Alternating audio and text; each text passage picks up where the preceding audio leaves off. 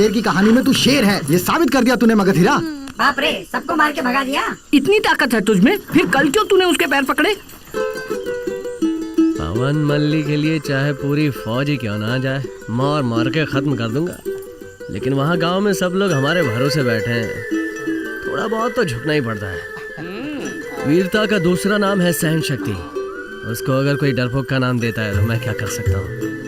अब बात यह है कि भाग्यनगर की बेटी होने पर शर्माने की कोई जरूरत नहीं है। मूंछों वाले आदमी वहाँ भी है। अब चलो ना यार, इंतजार की घड़ियां खत्म हुई तारिका। अब हमारी शादी की तैयारियां बड़े जोश में करेंगे और सब कुछ झटपट निपटा लेंगे।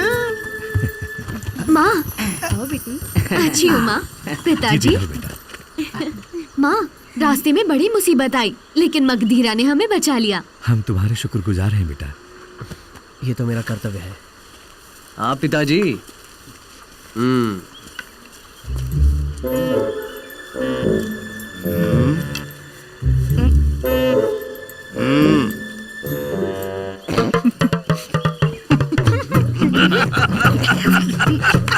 क्यों भाई, क्या हुआ?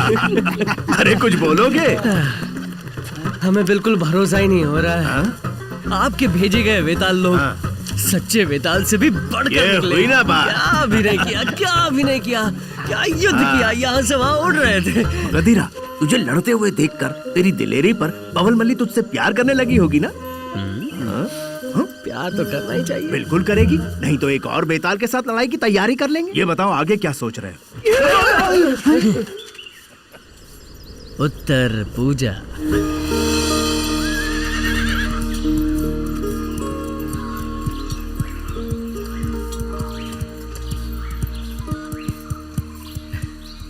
प्रणाम मुखिया जी, कैसे हैं आप? हाँ, मैं ठीक हूँ बेटा। वैसे आज ठंड बहुत ज्यादा है। बिल्कुल, इसीलिए तो इस ठंड का मजा लेने के लिए मैं कुछ समझा नहीं। कुछ नहीं, बस आपकी बेटी को लेकर पहाड़ी पे मैं जाने की सोच रहा हूँ। ये कैसा मजाक है? मजाक? मौसम अच्छा है, खेलने की सोच रहा हूँ। बचपन की बात कुछ और थी, अब वो बड़ी हो गई है। मल्ली, चलोगी क्या? बस ऐसे ही घूम के आते हैं थोड़ा। ओह, सुनो बेटा, अब तुम जाओ यहाँ से, समय बर्बाद मत करो। मेरी बेटी हद पार करके एक कदम भी बाहर नहीं रखेगी, समझे तुम? ओह, सुनिए, उधर देखिए ना। क्या है ये? अब पिता की बात का क्या मान रह गया? मैंने कब पिताजी की बात टाली है माँ? तभी तो दरवाजे से एक कदम आगे नहीं बढ़ाया, पीछे से आई हूँ। चलूँ माँ? पवन मल्ली। कल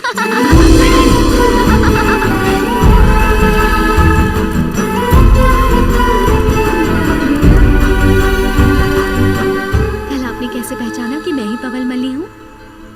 तुम्हारी आंखों से। बचपन में जब मेरी बहन मरी थी, इन्हीं आंखों ने आंसू बहाए थे मेरे लिए। कुछ तो है इन आंखों में, कुछ अलग। मेरे पिताजी उस टेढ़े कुमार के साथ मेरी शादी करने की जल्दबाजी कर रहे हैं। जब तुम परदेश में थी तब से तुम मेरे दिल में हो। अब तुम्हें कैसे किसी के साथ शादी करके जाना?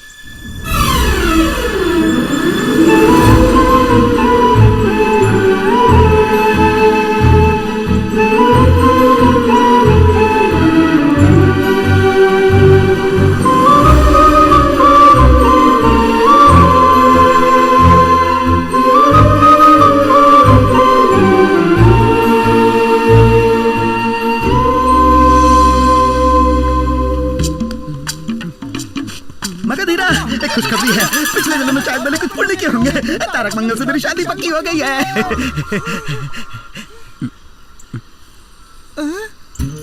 अचानक कैसे? दूल्हे बनने वाले हो, पूरा चेहरा खिल गया है। और एक बात का ख्याल रखना पड़ेगा, तुम्हें मेरी शादी सामने खड़े रह के करवानी पड़ेगी। धूमधाम से करेंगे। और मेरी सुहागरात। अरे वो सब मेरे सामने मत करना, बेकार। अरे जल्दीबाजी मत करो यार। वो क्या है कि तुम अभी जवान हो, अपने होने वाली बीवी को किस तरह खुश रखोगे, ऐसे विचार तो तुम्हारे दिमाग में उछल कूद करते ही रहते होंगे ना। उनमें से 3 बातें इस भाई को भी बता दोगे तो सीधा तारक के पास जाऊंगा, अपना काम बना लूंगा मजे से। नहीं बताओगे तो एक सीधी बात पूछूं क्या तुमसे? हाँ पूछो। सुहाग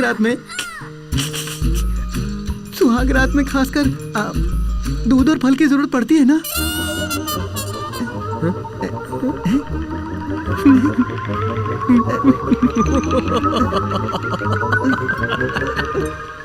क्यों भाई हंस रहे हो? फल और दूध तो चाहिए, क्योंकि तुम्हारे अंदर ताकत होनी चाहिए।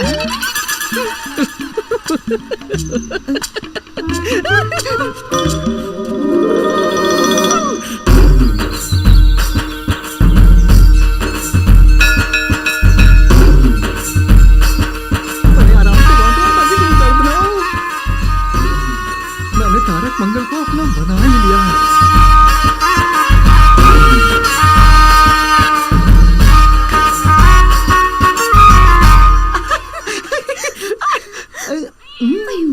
मेरी कमल की फूल, इस सुहाग रात के लिए कितनी रातों से इंतजार कर रहा हूँ। तारा बहना,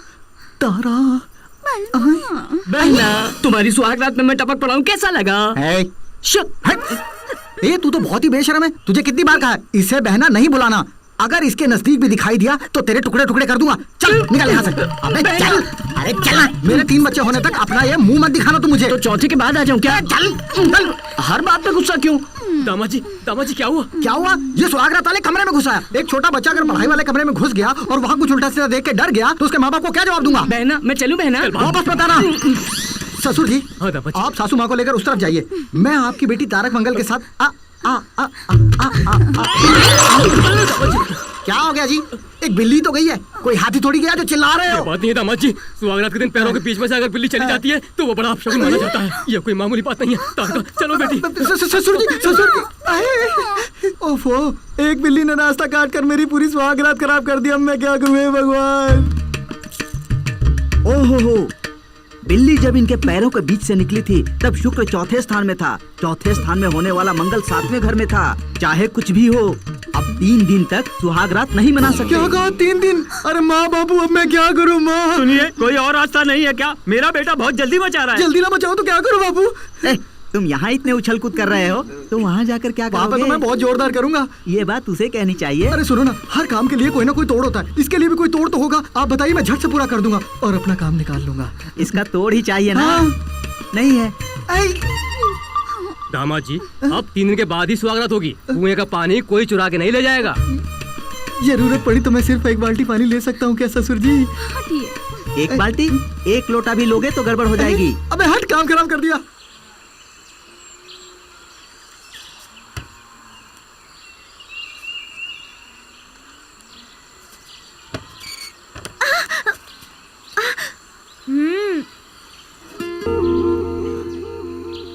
मगधीरा, ये सब क्या है? अचानक तुम दोनों शादी करके मेरे सामने आ गए? हाँ, ठीक है, ये तो खुशी की बात है। गांव वालों के सामने आज शाम को ही इसके पिता से बात करके बात पक्की कर लेते हैं। हाँ? आपका आशीर्वाद चाहिए हमें। और मगधीरा, अपने नंदनवन के भगवान को 9 फूल चढ़ा के मन्नत पूरी करनी होगी। जैसा आप चाहें।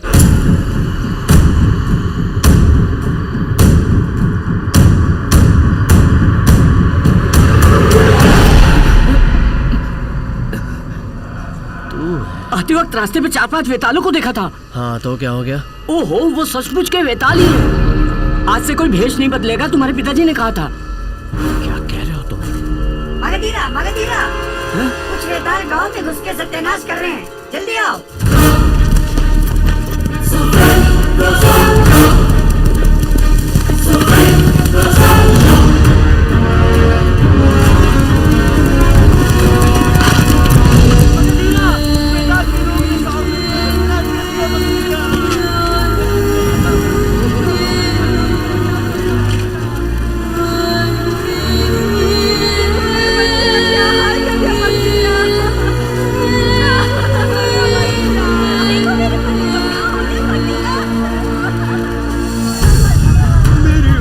ख्याल किया मुझे मारा।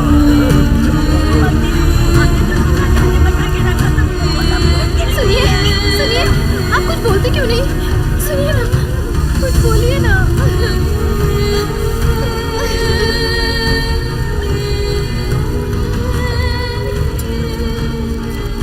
मगधीरा, पवल मल्ली को वेताल किले में उठा के ले इस तरफ ही उठा कर ले गए हैं मगधीरा।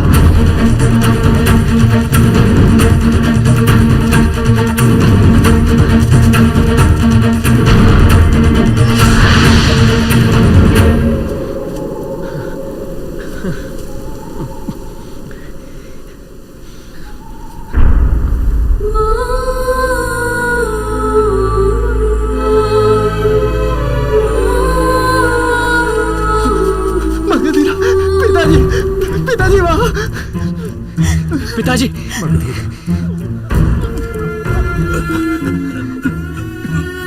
मगधीरा बड़ी कोशिश की और बहू को मैं बचा नहीं पाया। उनको छोड़ना मत बेटा, छोड़ना।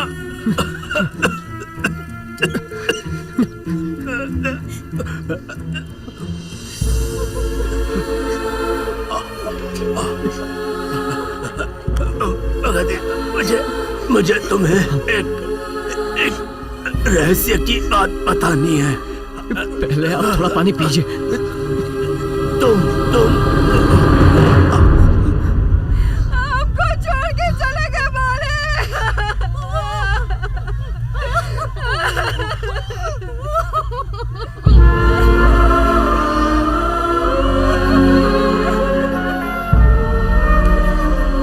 पैदाइशी अनाथ था मैं, सगे बेटे की तरह पाल के खुश रखा मुझे।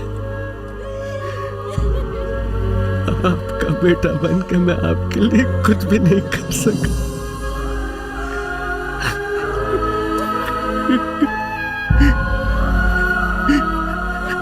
जो आपने प्यार से मुझसे मांगा मैं आपको जिंदा रहते भी नहीं दे पाया। आपकी अंतिम इच्छा पूरी नहीं कर पाया।